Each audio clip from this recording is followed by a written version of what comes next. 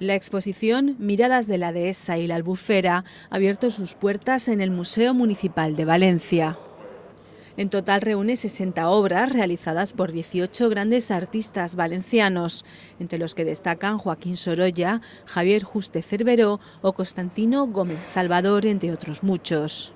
El presidente de la Generalitat, Francisco Camps, ha asistido a su inauguración de esta gran selección en la que los artistas escogidos han representado la dehesa o la albufera en alguna ocasión, manteniendo su estilo y tendencia artística y aportando cada uno de ellos unas visiones y aspectos diferentes del hermoso entorno natural.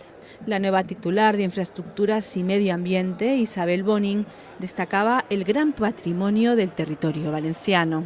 Que creo que es fundamental, que la Comunidad Valenciana tiene un territorio que es magnífico, es nuestra joya de la corona, nuestro patrimonio, que tenemos que saber entre todos vender y sobre todo utilizar y mejorar.